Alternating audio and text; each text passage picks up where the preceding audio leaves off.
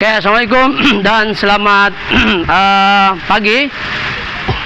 Hari ini kita ada satu customer, ada satu kereta Viva. Masalah dia aircon, yaitu kompresor tidak jalan. Jadi kompresor tidak jalan ini banyak sebab. Seperti mana video-video sebelum ini. So, lagi bagus kita terangkan dulu apakah masalah customer ini datang jumpa saya. Kita dengar dari segi owner dia. Owner dia di sini, baju hitam, handsome boy. Dia cek apa masalah ini kereta. Semati dulu. So.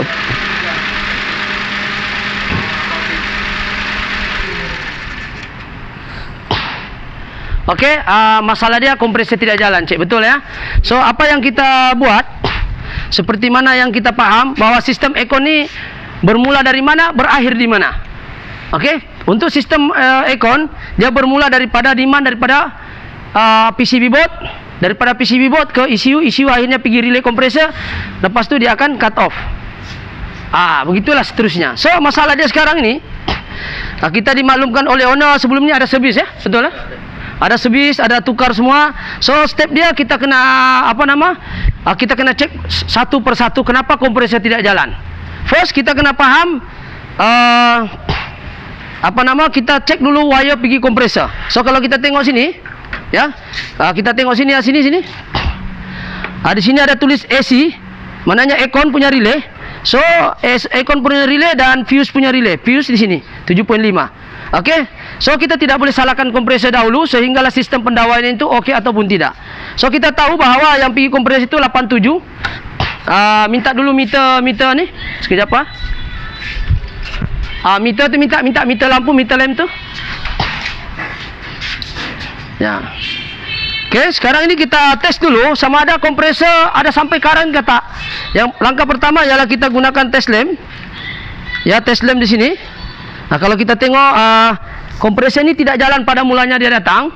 Okey, pertama sekali kita kena faham di mana kedudukan relay dulu. AC. Ya, AC. Coba minta pliers dulu, saya mau buka ini relay dia. Ya, AC.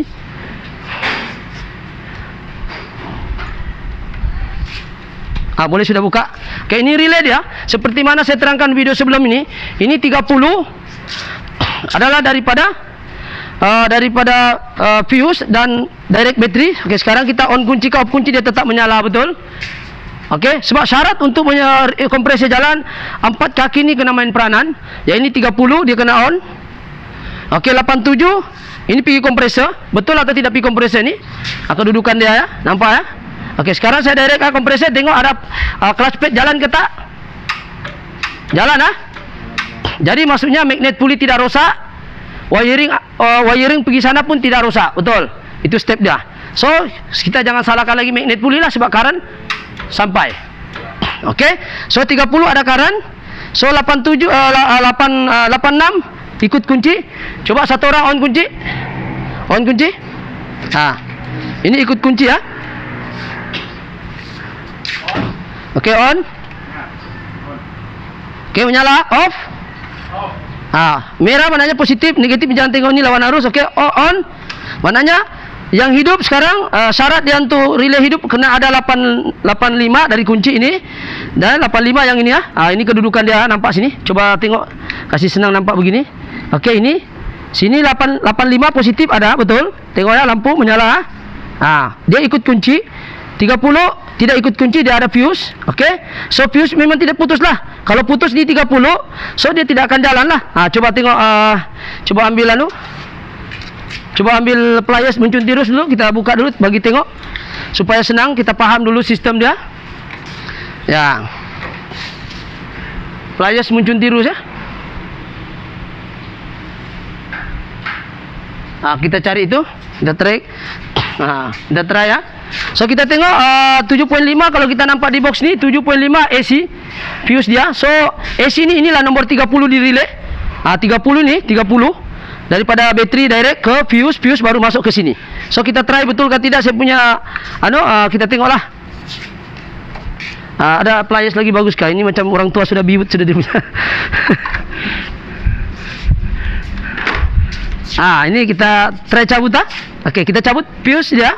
So bila ada ini barang, so 30 tiada sudah. Tengok 30 tidak nyala. So kalau kita ada detect sini 30 menyala, so tak payahlah cek lagi fuse, sebab fuse ini daripada bateri ke sini dia pergi fuse baru pergi 30. So sekarang saya pasang, ya tak nyala. Sekarang saya pasang.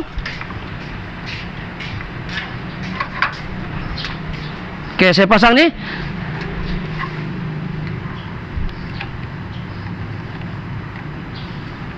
Ya sekejap.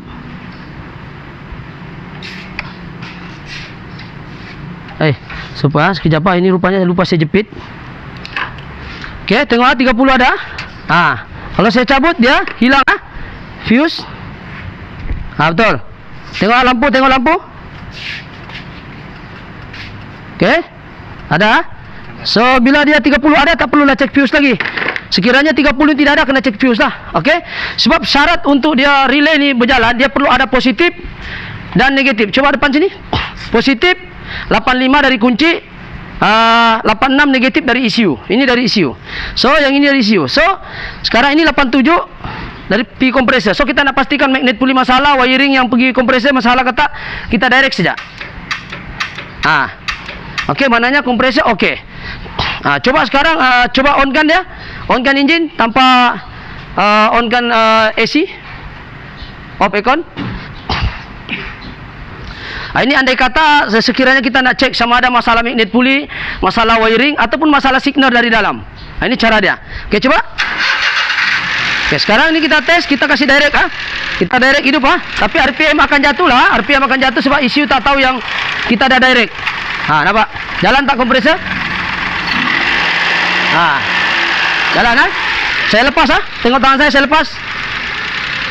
Saya tekan. Jadi okey, jadi maknanya tiada isu kompresor jam, tiada isu magnet puli tak jalan, tiada isu wiring bermasalah. So yang bermasalah sekarang apa? Yang bermasalah sekarang ialah panel PCB board ataupun ECU yang bermasalah. So panel ECU sini kita dah tahu, ikut kunci 30 daripada fuse, 87 kompresor, okey, 86 ini PCB board daripada ECU, ini dari ECU. Sekarang tiada signal, mana tiada current dihantar. Jadi sekarang bila tiada current dihantar, so kita substitute bagian dalam. So luaran, wiring semua tidak ada masalah. So janganlah nanti pula kata kompresor mau gantilah, magnet puli masalah lah, relay lah masalah. Okey, relay pun ini tidak rosak. Macam mana kita mau tahu dia rosak ataupun tidak?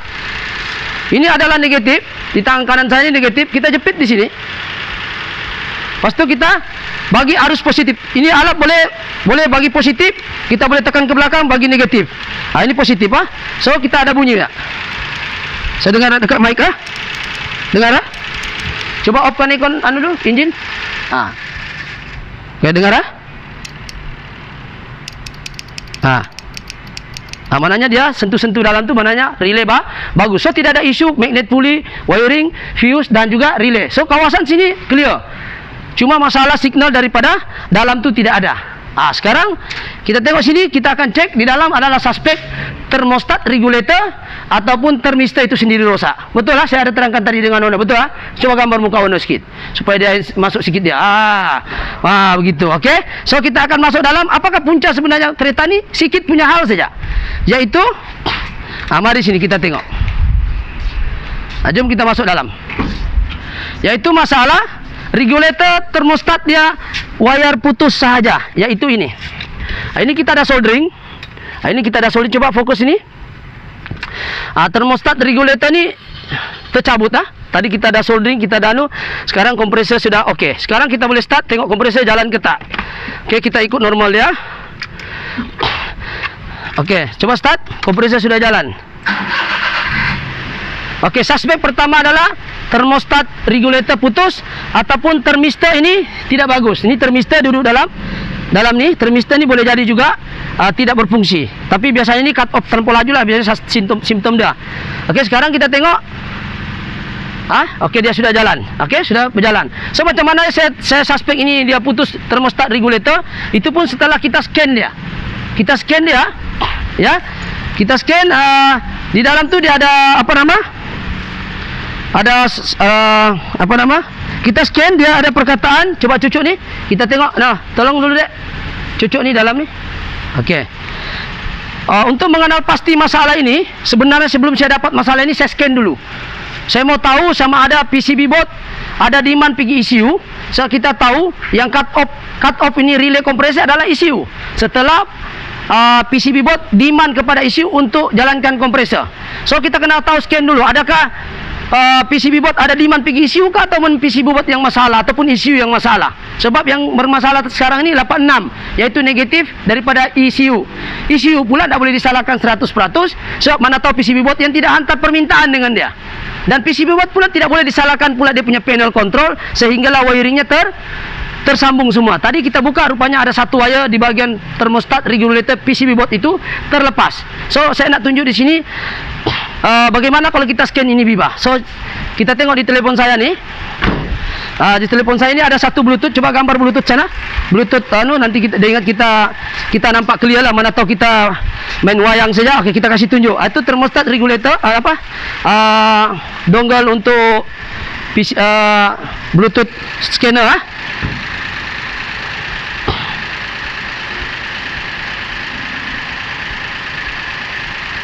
Oke, kita sekarang masuk sini. Kita tengok. Kita scan sekarang. Siapa? Saya keluar dulu. Saya cari Biba. Siapa? Ini. Saya keluar dulu sekejap. Saya masuk ni. Hair report. Dia scan. Sekarang ni, kalau kita tengok setelah saya sambung, dia cakap engine okey. Kita tengok dia scan hair report okey. System scan. Okey, sekarang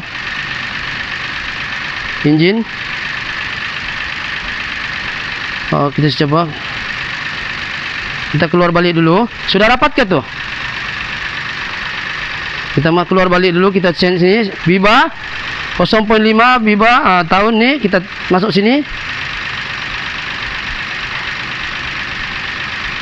Kita tengok scanner tu ada masalah ke tidak. Kita sekejap kenapa dia tidak. Okey, sekarang kita masuk ni.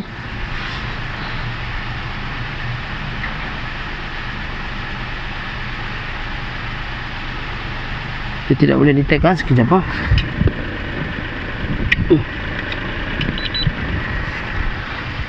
sekejap kita tengok Biba 850. Kita tengok Biba.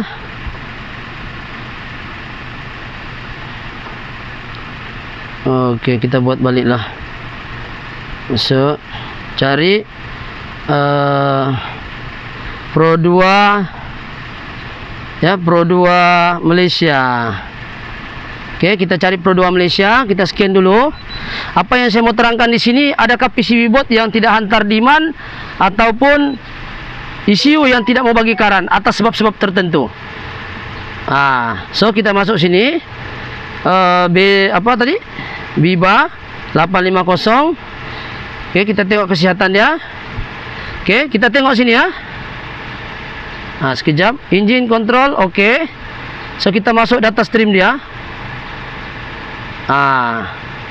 Okey, kita tengok data stream dia. Kita tengok read data stream dia. Kalau dalam data stream ni kita tengok okey semua. Kita tengok bahagian aircon. Kalau dia tengok air condition signal. Andai kata saya ini sekarang saya sengaja off, sebab saya sudah bikin. Sekarang saya on saya tengok perkataan on on. Saya on okey, on Sekarang dia akan keluar on ke tidak on. Okey, nampak nampak fokus pada ini okey, air condition signal on Sekarang saya off aircon saya off aircon akan on. Okey, dia off. Off okey, tunggu off. Saya on dia on. Okey, cuba tengok kompresor jalan ke tak? Jalan okey. Saya mau cerita di sini, andai kata ada case tadi dia datang di kereta, air condition signal ni walaupun saya off, coba tengok sini, gambar sini, ini on. Tadi saya on, mula-mula dia datang, ini kita sudah on, tapi air condition signal tidak on, off. Maksudnya mungkin boleh jadi ECU. Tapi sekarang kita ada sambung nih, control regulator ni, alhamdulillah dia ikut sudah signal sini on. Maknanya kompresor pun jalan. Tapi ada case tertentu air condition signal on tapi still kompresor tidak mau jalan. So kita kena cek bahagian ECU punya signal pergi sana lagi. Sebab kompresor air condition okey, on sudah, tapi kompresor still tidak mau jalan. Ini case-case tertentu lah. Tapi case ini pula hanya wire terlepas dan kita suspek wire terlepas. Kenapa? Sebab kita sudah scan tadi, button sini kita ada on, regulator termostat kita dah pusing, tapi still dia masih off. So bukan salah ECU tapi salah PCB board. Dan kita tengok wire putus. Okey, itu kaedah kita cek sama ada masalah ECU ataupun masalah PCB board. Dalam PCB board pula ada dua benda yang kita kena cek, iaitu termostat regulator dan juga termistor itu sendiri. Okey, itu cara kita cek lah. Ya, bagaimana kita memastikan supaya kita tidak mengganti part yang tidak rosak ataupun kita mengganti suatu benda yang merugikan customer. Okey, so itu kaedah kita untuk cek. Bermula daripada sistem wiring dulu, relay, fuse, dan kita cuba directkan kompresor untuk mengetahui dia jam ke tidak ataupun magnet pulih tidak berjalan. Okey, seterusnya kita akan cek kalau sekiranya semua okey bagian luar, barulah kita melalui sistem di PCB board dalam. Dan kita sudah cek tadi relay 86 tidak ada dihantar signal, dan kita mau tahu tidak dihantar signal 86 ni ada dua sebab. Satu, PCB yang tidak demand, yang kedua ECU sendiri yang tidak mau hantar, mungkin disebabkan temperature naik ataupun faktor-faktor lain. Okey, so itu saja perkongsian pada hari ini. Alhamdulillah aircon dah still bagus, tidak perlu ganti apa-apa, hanya kita perlu sambungkan sahaja yang putus. Tetapi proses untuk mengatasi masalahnya mengambil masa yang panjang juga sikit, sebab kita tidak mau nanti mengganti part yang tidak sepatutnya dibayar oleh customer. Okey, itu saja perkongsian pada hari ini. Sekiranya video ini memberi manfaat, ya, boleh subscribe, like ataupun share. Okey, terima kasih. Thank you.